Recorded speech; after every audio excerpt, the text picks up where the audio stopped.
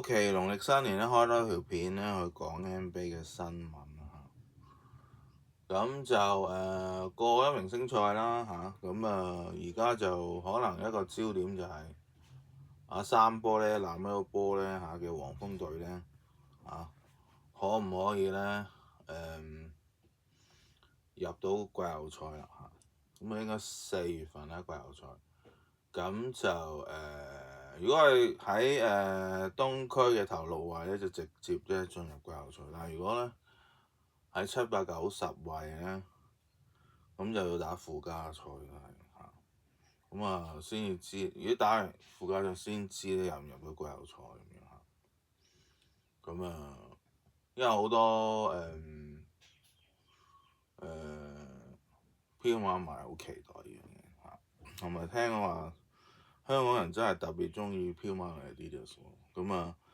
對於攬一波嘅鞋咧特別有興趣，同埋我都冇乜點講喎。Fast and Furious 嘅鞋有啲咩鞋不如而家講下。當然有啲衫啦，咁但係鞋就有一對係Toyota Supra 嘅橙色嗰對嘅 NBO 5，一對就 Honda S2000 粉紅色嗰對 NBO 5。另外就係藍色銀色嘅嗰一對嘅 Listen GTR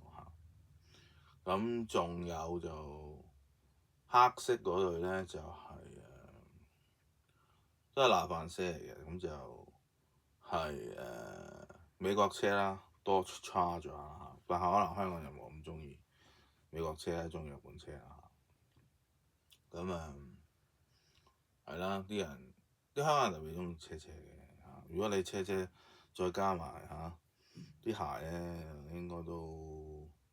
佢哋幾中意所以我特登都着件可口可樂嘅衫，因為你彪馬都出過可口可樂嘅鞋咁係啦。咁同埋如果你再講 NBA 新聞咧，可能就仲有就係去歐洲嗰邊啦，歐洲嗰邊想搞 NBA 啦咁聽講話咧皇馬同巴塞嘅籃球隊咧就想加入咧歐洲嗰邊嘅 NBA 咁唔知係咪會成事啦我諗未咁快，因為本身就有歐籃咁其實就好似